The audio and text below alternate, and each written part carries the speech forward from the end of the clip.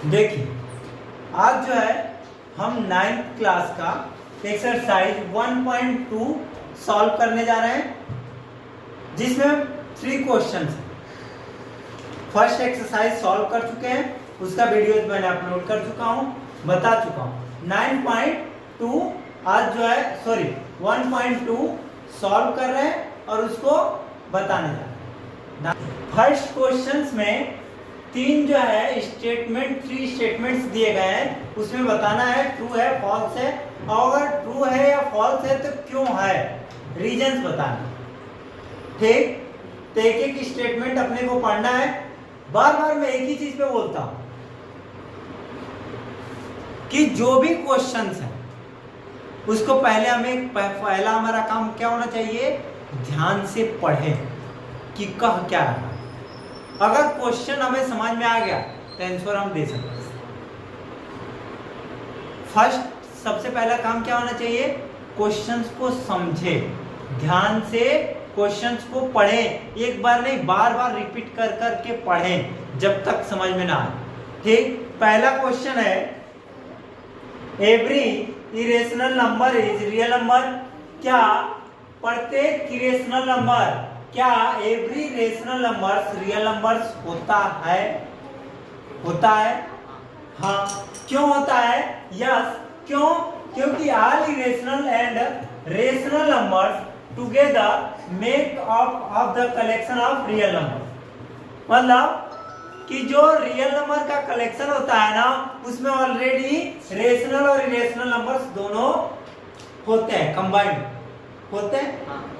उसके collections, real number के collections में ही आते हैं, इसलिए क्या होगा, ये स्टेटमेंट्स मतलब every irrational numbers real number होगा। यस, हो गया। सेकेंड जो है वो क्या बोल रहा है, ध्यान से पढ़ना। Every point on the number line is of the form of under root m. कह रहा है कि every point on the number line, जो है नंबर लाइन के जो पॉइंट्स होते हैं, नंबर लाइन समझ रहे हैं, लाइन खींचे उस पे सीक्वेंस 0 1 2 3 4, तो every points on the number line is of the form of under root M, आगे comma where M is the natural number. अगर m जो है नेचुरल नंबर है और अंडर रूट के फॉर्म में है, तो बोल रहा है कि क्या उसको नंबर लाइन पे रिप्रेजेंट कर सकते हैं? क्या नहीं कर सकते? क्यों? क्योंकि अगर कोई होल नंबर नहीं आएगा, डेसिमल नंबर नहीं आएगा, इरेशनल नंबर आ गया तो हम क्या कर सकते, उसको हम नंबर लाइन पे रिप्रेजेंट नहीं कर सकते। पहले भी हम इसके पहले जो वीडियोस हैं उसको देखना है, उसमें सारे डिफिनेशंस मैंने बताया है। ठीक, तो मैं ऑलरेडी बता चुका हूं सारे डिफिनेशंस। तो इरेशनल नंबर्स को हम नंबर लाइन पर रिप्रेजेंट नहीं कर सकते, इसलिए क्या बोला है, false. Example between under root 2 and under root 3 there are infinite many numbers. मतलब बोल रहा है कि क्या होंगे, इनके बहुत सारे नंबर्स होते हैं, बढ़ता चला जाता, समझ ही नहीं आता है कि आप कहाँ जाके बोल। मैंने पहले ही बताया है कि जो इरेशनल नंबर्स होते हैं उनका जो है इजेक्ट कोई नंबर्स नहीं आता, डेसिमल में भी नहीं जाके कहीं, उसके जो है क्या होते हैं, बढ़ते चले जाते, इसलिए उसको हम नंबर लाइन पर रिप्रेजेंट नहीं कर सकते। और बोला है कि this can not be represent in the form of under root m where is the unnatural number. अगर m जो है कोई नेचुरल नंबर है तो और वो अंडर रूट के फॉर्म में है, तो उसको हम रिप्रेजेंट नंबर लाइन पे नहीं कर सकते। ठीक, ये स्टेटमेंट सही नहीं, समझ में आ रहा है। अगला है next, every real number is a irrational numbers. Every real number is the irrational numbers. क्या होगा, फॉल्स। क्यों? क्योंकि इरेशनल नंबर्स और रेशनल नंबर्स किसमें थे, रियल नंबर में।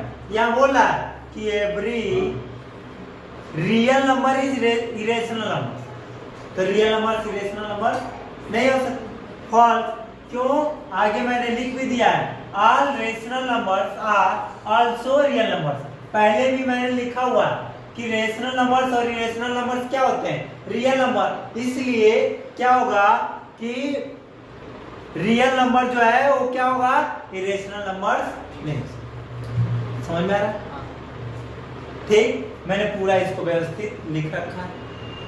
क्योंकि क्यों लिख रखा है? इसमें लिखने में भी मेहनत लगा। हमारे पास भी स्मार्ट बोर्ड होता था, इसे स्लाइड कर, ठीक, उधर से इधर लाते, फिर समझाते, बताते, आगे बढ़ते। समझ में आ रहा? तो आप लोग जो है अगर हमारे साथ अगर हमें सपोर्ट करेंगे तो हम ऑटोमेटिक स्मार्ट बोर्ड पे आ जाएंगे हम। ठीक, नेक्स्ट सेकंड क्वेश्चन पढ़िए, देखिए सेकंड क्वेश्चन बोल रहा है are the square root of all positive integers irrational. पूछ रहा है कि क्या all square roots the square roots of all positive integers irrational होते हैं क्या? हाँ, होते हैं। इफ नॉट, यदि नहीं, आगे बोल रहा है इफ नॉट, यदि नहीं होते हैं तो give the example of square root of the number that is rational number. बता दो एग्जांपल देकर ऐसा रूट के नंबर्स को जो रेशनल नंबर्स हो। एग्जांपल देके अपने को बताना है। तो होते हैं बेटा अंडर रूट 4 रेशनल, उसको बाहर निकालेंगे तो क्या होगा? 2, और 2 क्या है? Rational number. होल नंबर मैंने पहले ही बताया था कि होल नंबर जो होते हैं वो क्या होते हैं? रेशनल नंबर्स होते हैं। तो 2 क्या है? होल नंबर तुम बोलोगे, या 2 अगर होल नंबर बोलो या तो रेशनल नंबर बोलो, तो होते हैं ना। ऐसे अंडर रूट 4, अंडर रूट 16, समझ में आ रहा है? तो क्या है? तब इसलिए बोला है कि square roots of positive integers are not irrational. करा है कि स्क्वायर रूट्स ऑफ अगर जो है पॉजिटिव इंटीजर्स है तो क्या होगा? इरेशनल नहीं होगा। एग्जांपल में क्या दिया है? Under root 4 equal to 2, under root 16 लिख लेना 4, अंडर रूट क्या लिख सकते हो? 9 इक्वल टू 3 लिख सकते हैं कि नहीं? ये क्या है? सारे एग्जांपल्स हैं। ठीक, कि अंडर रूट के भी अगर जो है नंबर्स हैं वो क्या है? रेशनल नंबर्स हैं, है कि नहीं? बस हो गया दूसरा। तीसरा, थर्ड क्वेश्चन जो है उसके लिए पहले इसको इरेज कर लूं क्योंकि हमें फिगर भी बनाना है। थर्ड जो क्वेश्चन है बेटा देखो ध्यान, so how under root 5 can be represent on the number line. Number line पे रिप्रेजेंट करना है, किसको रिप्रेजेंट करना है? अंडर रूट 5 को। क्वेश्चन पढ़ लो, क्वेश्चन पढ़ लो बेटा। क्या करना है? क्वेश्चन बोलो ना एक बार। So how under root 5 can be represented on the number line।